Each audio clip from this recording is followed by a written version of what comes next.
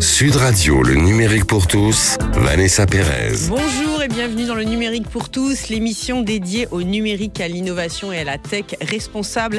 Et aujourd'hui, on va parler du télétravail qui, depuis quelques années, tend à bouleverser une certaine unité de temps, de lieu et d'action au sein du monde professionnel. Alors, qui concerne-t-il vraiment ? Comment conditionne-t-il un nouveau style de management et comment permet-il une réponse au contrôle et néanmoins à l'autonomie ? C'est ce que nous tenterons de comprendre avec nos invités. Le numérique pour tous spécial télétravail, c'est tout de suite et c'est sur Sud Radio. Sud Radio, le numérique pour tous, Vanessa Pérez. Et pour commencer cette émission, nous avons le plaisir d'accueillir le DRH des DRH, si j'ose dire, Thomas Chardin. Non, plus sérieusement, vous êtes fondateur et dirigeant du média Parlons RH. Alors Thomas, on a bien commencé par une définition dans cette émission et depuis la crise sanitaire, on parle énormément de télétravail comme si c'était une nouvelle norme. Montrez-nous que ça ne concerne vraiment pas tout le monde. Quels sont les chiffres clés du télétravail ? Il n'y a que 22% des salariés qui télétravaillent, un salarié sur 5. Et donc 78% des salariés, c'est énorme, ne télétravaillent pas. Il y a plein de secteurs dans lesquels on ne peut pas télétravailler. L'agriculture, coiffeur, hôtellerie, restauration, service à la personne, évidemment, nettoyage. Bref, énormément de métiers ne sont pas télétravaillables. La norme, c'est l'absence de télétravail, c'est le présentiel. Alors, on dit que le télétravail apporte énormément de bénéfices et d'avantages aux salariés. Qu'est-ce qu'on gagne très concrètement ? Alors, selon moi, il y a 3 grands bénéfices pour les collaborateurs. D'une part, réduire les temps de déplacement. Là aussi, c'est beaucoup de bon sens. En région parisienne, c'est 1h10. Que l'on gagne, mais il y a probablement des salariés, c'est 2-3 heures de déplacement que l'on gagne par jour.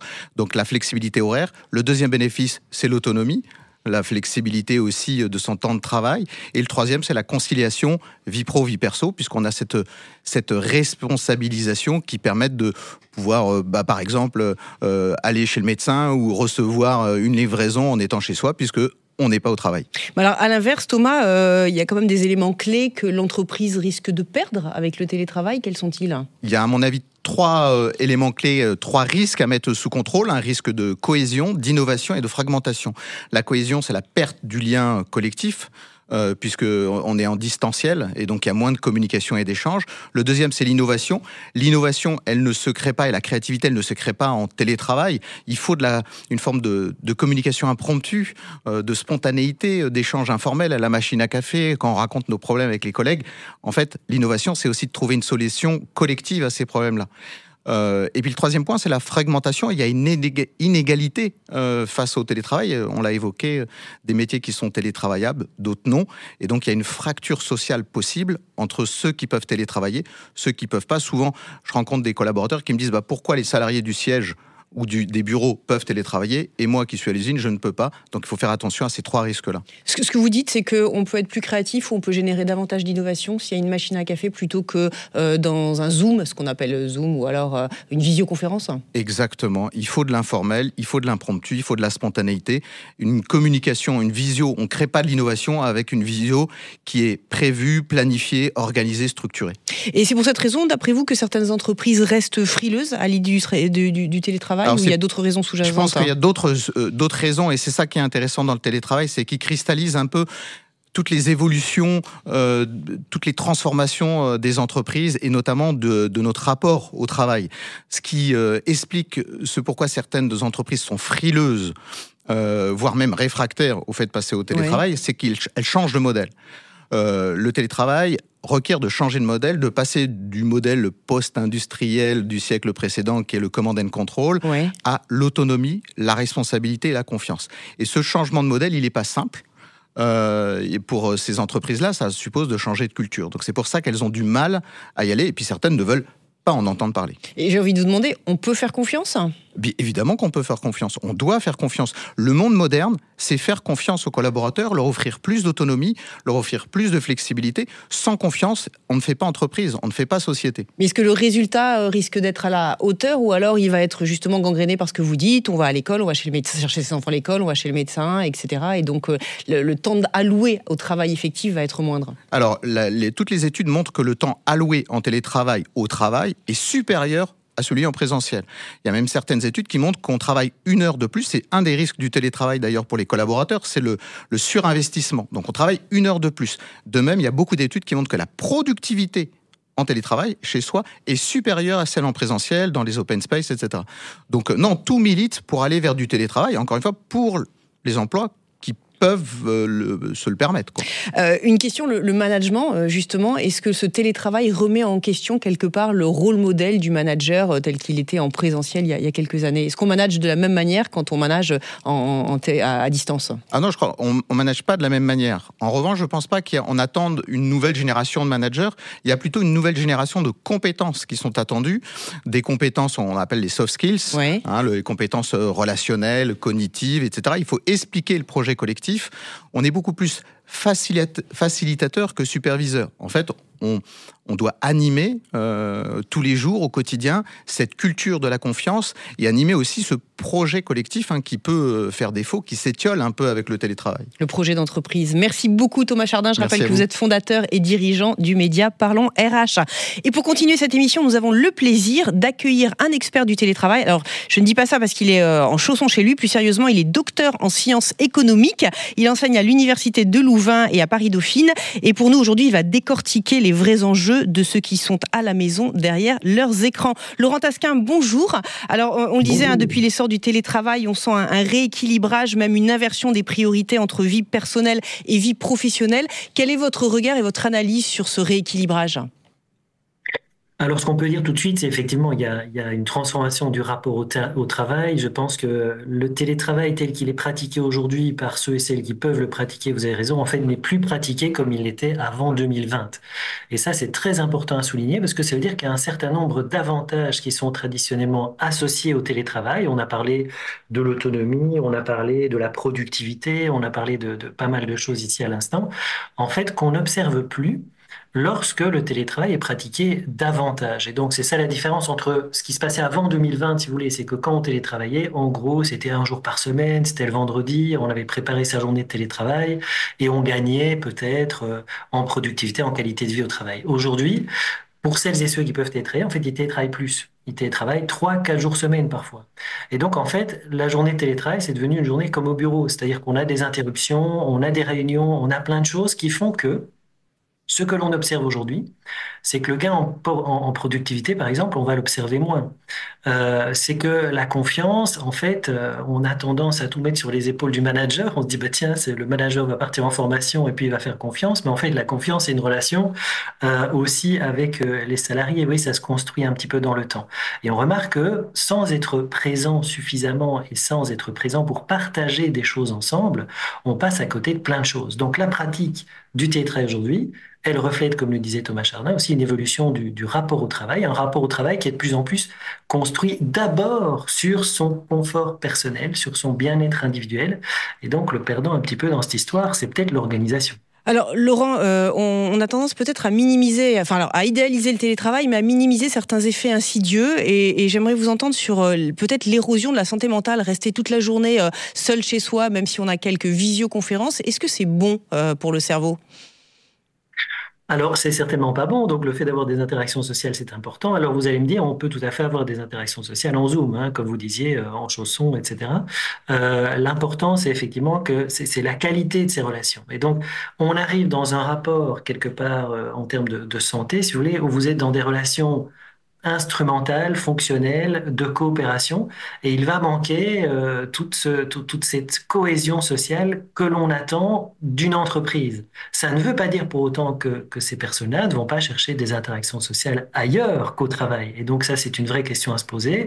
Est-ce que là, l'entreprise ne passe pas à côté d'un de ses rôles fondamentaux? Ensuite, effectivement, on a pas mal d'études qui ont été menées ces 2-3 dernières années sur la sédentarité, sur les fatigues, effectivement, qui sont liées à l'utilisation intensive d'écrans, de logiciels de visioconférence, etc. Et donc, on a en fait un portrait sur le télétravail qui consisterait à rester chez soi assis à une table, effectivement, 8 heures par jour, qui n'est pas spécialement positif.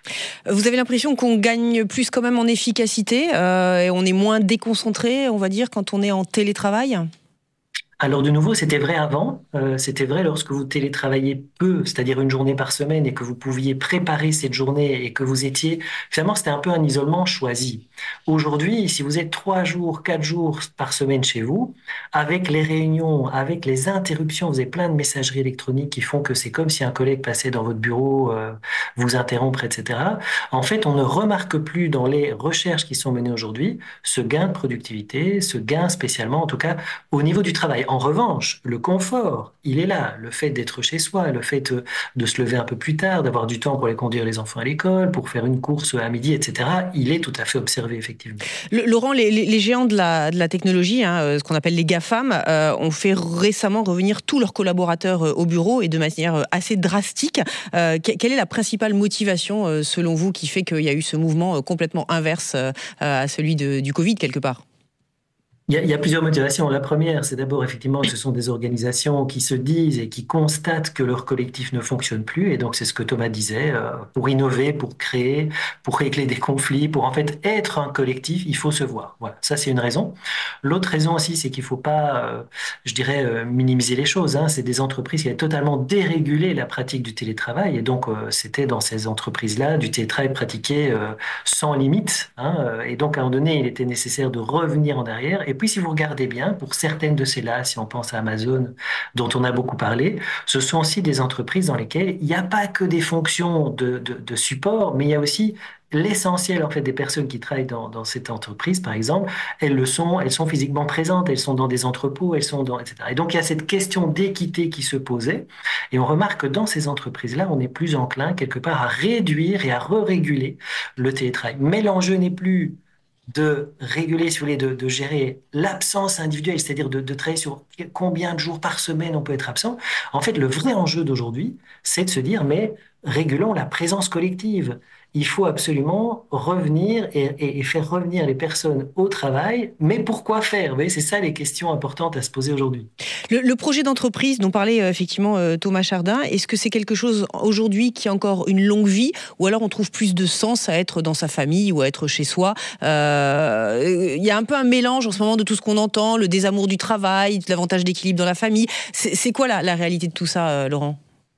La réalité, c'est que le rapport au travail change, effectivement. Et donc, le rapport au travail, vous savez, c'est si vous réfléchissez à votre rapport au travail, qu'est-ce qui explique que je me sens attaché à mon travail? Il y a trois choses qui vont réguler ça, si vous voulez. Il y a trois choses qui vont influencer ça. C'est ce qui se passe dans ma famille, dans ma vie privée.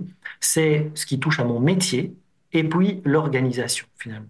Et donc, c'est clair que si dans ma famille, j'ai tout d'un coup, je sais pas, moi, j'ai un parent qui devient gravement malade, qui va me demander d'être plus présent, de plus m'en occuper, ça va affecter mon rapport au travail. Si mon métier devient en fait plus compliqué parce que j'ai beaucoup plus administratif, je passe moins de temps sur le terrain, je comprends plus vraiment le sens de tout ça, ça va affecter mon rapport au travail.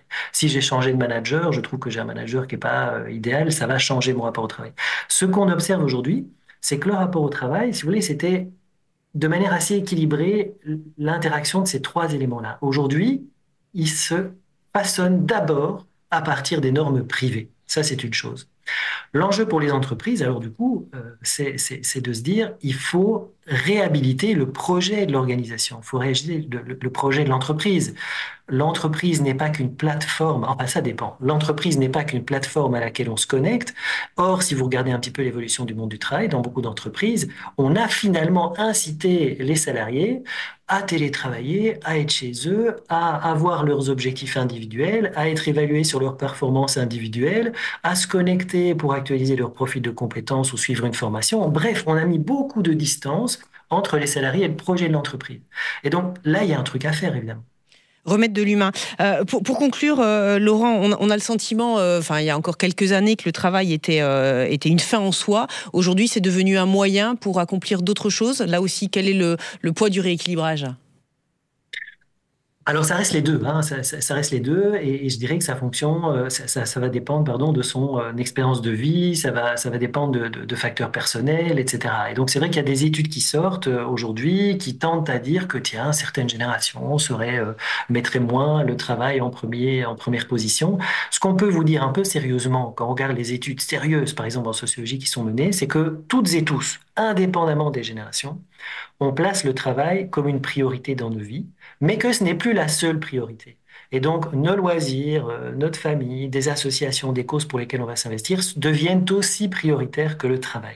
Donc l'entreprise a encore de beaux jours devant elle. Le concept ne s'essouffle pas, mais il devient différent. En tout cas, il faut le réhabiliter, je dirais. C'est-à-dire que si on laisse faire les choses, on est dans une société hyper individualisée et donc on peut aller vers ce modèle plateforme dans lequel, en fait, le commun, le collectif ne se retrouve absolument pas. Et donc, ce qui explique aussi ces mouvements parfois qu'on appelle de retour en arrière, mais c'était un peu péjoratif, c'est justement la volonté de vouloir réhabiliter le projet de l'entreprise et de se dire une entreprise, c'est un collectif, c'est une communauté humaine, c'est un espace où on partage, où on apprend. Et si on laisse faire les choses, cette entreprise-là, elle risque bien de disparaître dans ces secteurs-là. Merci beaucoup Laurent Tasquin. Je rappelle que vous êtes docteur en sciences économiques et de gestion à l'université de Louvain et à Paris-Dauphine. Restez avec nous, dans quelques instants, nous vous ferons rentrer dans les coulisses du coworking, ces nouveaux lieux qui réinventent les espaces de travail. Le numérique pour tous spécial télétravail, ça continue dans quelques instants et c'est sur Sud Radio. Sud Radio, le numérique pour tous, Vanessa Pérez. Et tout de suite, dans cette émission spéciale télétravail, j'ai le plaisir d'accueillir Hugo Nguyen. Alors Hugo, vous êtes gérant du site de coworking Level Coworking, donc un espace de coworking, comme son nom l'indique, et qui a dû être impacté effectivement par tous ces mouvements. Alors avant, j'ai envie de m'adresser à l'entrepreneur. Pourquoi on crée un espace de coworking ? Qu'est-ce qui vous a animé, Hugo ? En fait, d'abord, je pense que c'est la crise de la quarantaine. Donc voilà, déjà, j'avais 20 ans dans une grosse boîte d'informatique. Oui. Voilà. Et au bout de, après, je faisais du télétravail aussi. Et je voyais que, j'étais pas du tout productif à la maison.